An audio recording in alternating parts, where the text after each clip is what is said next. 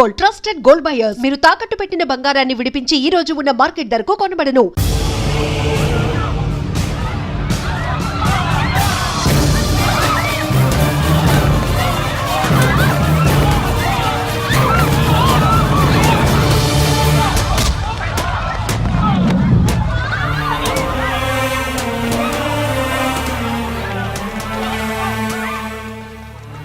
నా మనవడు సార్, నా మనవడు బస్తీలో కార్పొరేషన్ పైపుల్లో వచ్చే మంచినీళ్లు తాగి చచ్చిపోయాడు సార్. అవి ఇలాంటి మంచినీళ్లు కావు సార్, డ్రైనేజీ వాటర్ కలిసిన మంచినీళ్లు.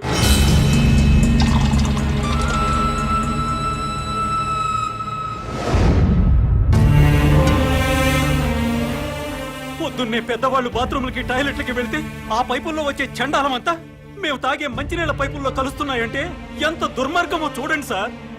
ఎన్నిసార్లు చెప్పినా అధికారులు పట్టించుకోవట్లేదు సార్. ఈ విషయం మంత్రి గారికి చెప్పడానికి వెళ్తే అపాయింట్మెంట్ కూడా ఇవ్వలేదు సార్ మాకు.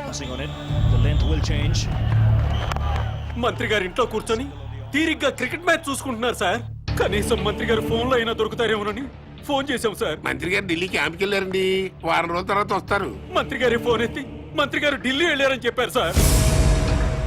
ఏం చేయాలో తెలియక అధికారులను నిలదీద్దామని వాటర్ బోర్డు ఆఫీస్కి వెళ్ళాం సార్.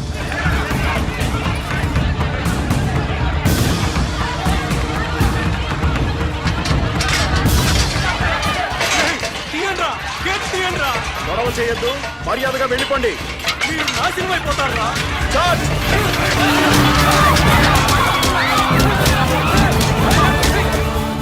చనిపోయిన పిల్లాడి శవాన్ని కూడా కొట్టారు సార్.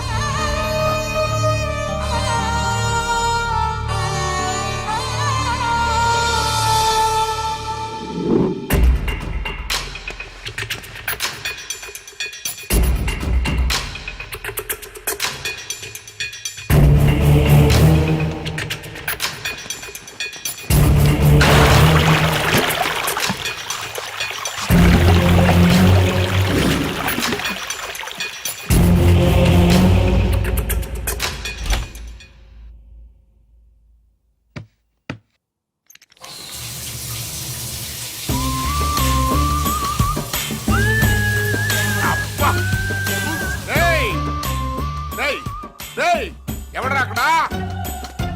ఈ బాత్రూమ్ లో నీళ్ళేంట్రా? అబ్బా, వాసన వచ్చేస్తున్నాయి. ట్యాంక్ చెక్ చేయండి రా.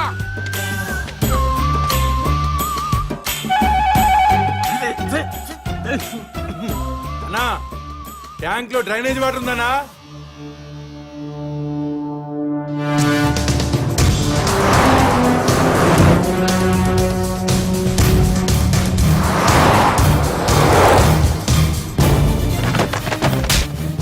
మంత్రి గారి వాటర్ ట్యాంక్ లో డ్రైనేజ్ కలుస్తుంటే చెక్ చేసుకోవద్దురా. మంత్రి గారు అబ్బాయి సార్.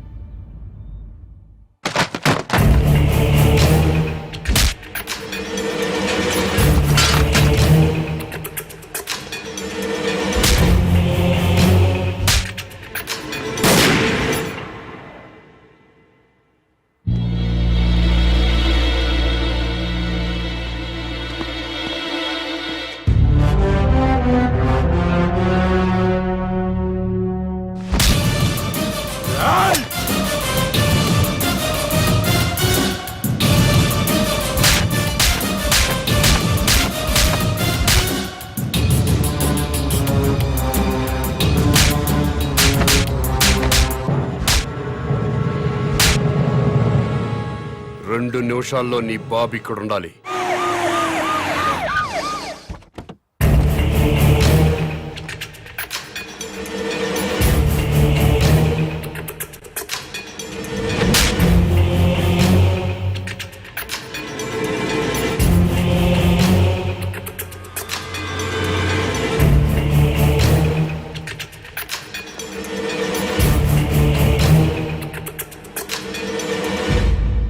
ఏం జరిగింది నాన్న? ప్రజలు తాగే మంచినీటిలో డ్రైనేజ్ వాటర్ కలిసింది. తెలిసింది. బాధపడుతున్నా, ఖండిస్తున్నా, దర్యాప్తు జరిపిస్తా, చర్యలు తీసుకుంటా. ప్రభుత్వ నిర్లక్ష్యం వల్ల పసివాడు చనిపోయాడని బాధపడుతున్నారా లేదా? ఎందుకు పన్నండి? నా సొంత బిడ్డ పోయినంత బాధగా ఉంది. నీ ఇంట్లో వాటర్ ట్యాంకులోకి డ్రైనేజ్ వాటర్ వచ్చి కలిసింది. ఆ నీళ్లు మీ ఒంటి మీద పడితేనే మీ మనుషులు ప్రభుత్వ ఉద్యోగులపై దాడి చేశారు. అవే నీళ్లు తాగి ఈ ప్రజలు చనిపోతే మీ మనుషులు ఎందుకు స్పందించలేదు? ప్రజలు బాధపడుతుంటే మీరు స్పందించలేదు, కానీ మీకు బాధ వచ్చినప్పుడు మాత్రం వెంటనే ఎందుకు స్పందించారు? తప్ప కాదా? తప్ప కాదా? తప్పే.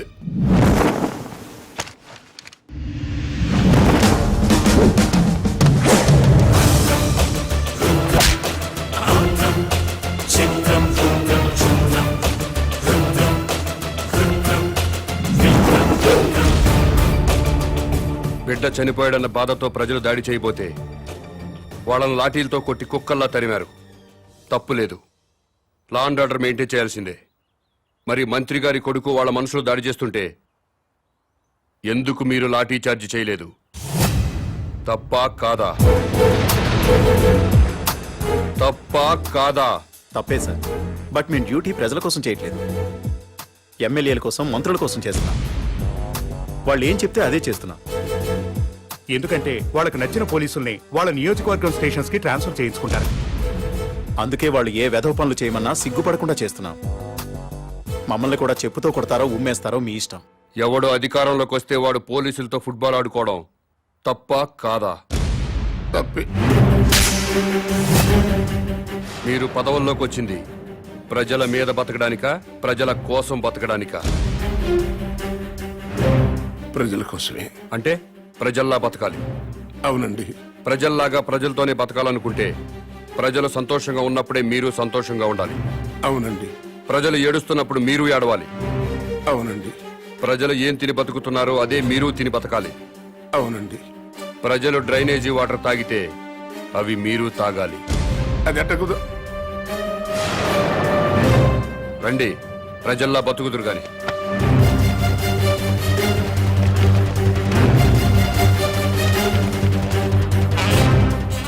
మంత్రి గారికి మంచినీళ్ళు ఇవ్వండి.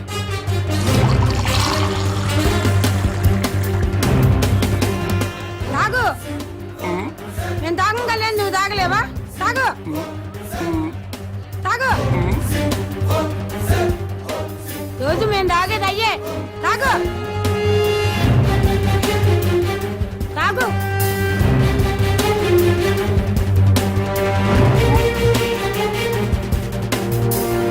మాయ్ తాగు. తాగమంటే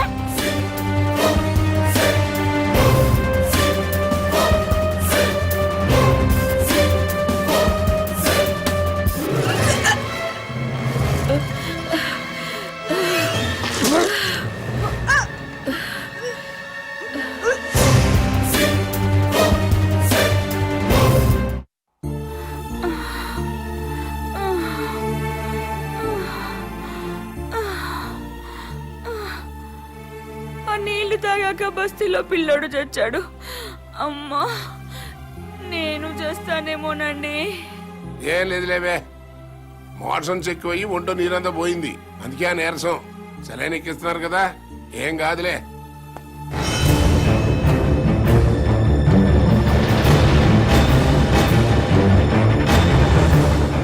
ఏంటిది? ఇటు ఇళ్లలోకి తోసుకొచ్చేటివేనా? మీ ఇళ్లలోకి మేము టెస్ట్ అనుకుంటారా? ఏమనంటే ప్రెస్. మా ప్రైవేట్ జీతాలు ఉండవు. ఉండవు. ఏ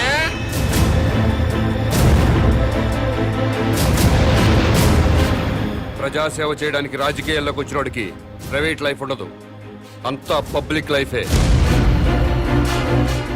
ప్రైవేట్ లైఫ్ కావాలనుకుంటే మంత్రిగా రాజీనామా చెయ్యి, రాజకీయాల నుంచి తప్పుకో, జీవితంలో నీ మొహం చూడం.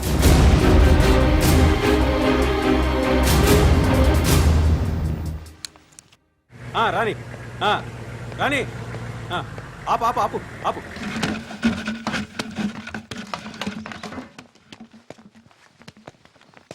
అన్నా, ఇంకో ట్యాంకర్ కావాలేమో మేడం గారిని అడగండి.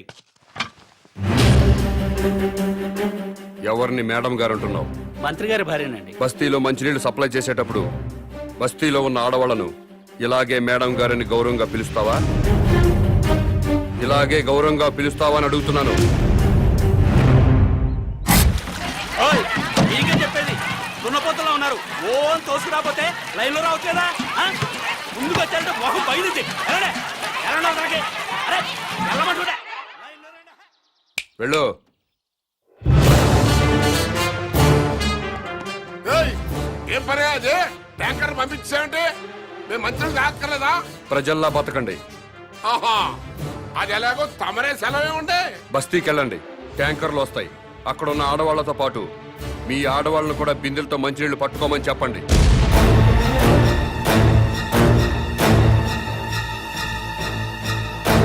నేను మంత్రి గారి భార్యనండి. బస్తీ ఆడవాళ్ళతో కలిసి మంచిళ్ళ కోసం బిందె పట్టుకొని క్యూలో నిలబడాలా? లేబర్ కి మనకి తేడా లేదా డాడీ? వాళ్ళు ప్రజలమ్మా, ఆ మాట వాళ్ళని అనలేం కదా. ఎందుకు అడగకూడదు? వాళ్ళేమైనా మన ఊరికే ఓట్లు వేశారా? కోట్ల రూపాయలు కుమ్మరించాం. 75 లక్షల రూపాయల బ్రాండీలు విస్కీలు తాగి ఓట్లేశారు. ఊరికే వేశారా?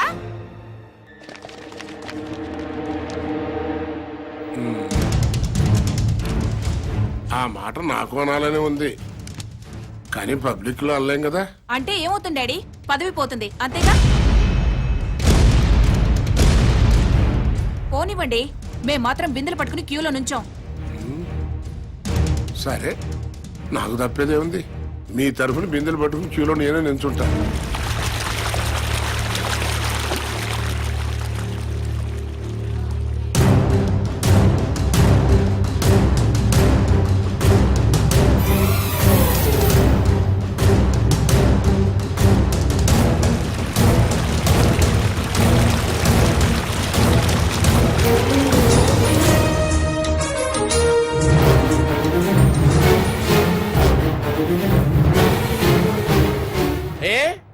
బిందెలతో నిలబడి లైన్లో నీళ్లు పట్టుకోవడానికి ఎందుకు బాధపడుతున్నారు? అధికారంలో ఉన్న వాళ్ళ భార్యలు ప్రజల కంటే గొప్పోళ్ళా? బిందెలతో నీళ్లు పట్టుకోలేరా? ఈ ఒక్క మంత్రి గారి భార్య కాదు, అందరు మంత్రుల భార్యలు ఇలాగే లైన్లో నిలబడి బిందెలతో నీళ్లు పట్టుకోవాలి. అప్పుడే ప్రజాస్వామ్యం బతుకుతుందని నేను మీకు మనవి చేస్తున్నాను.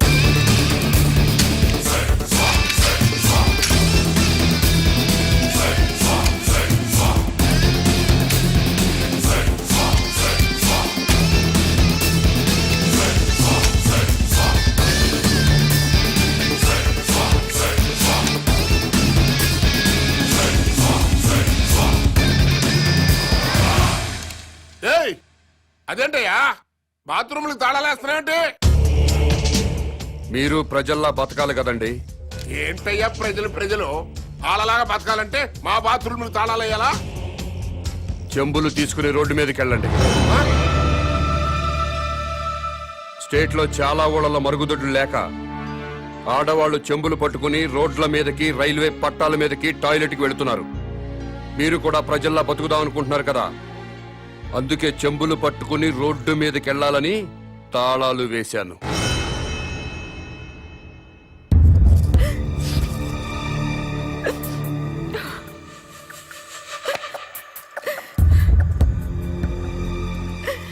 ఇంతకంటే చచ్చిపోవడం నయం. ఏంటి డాడీ ఇది? మినిస్టర్ గా మీరేం చేయలేరా? ప్రజల్లాగానే మనము బతకాలంటున్నాడు కదమ్మా. ప్రజలంతా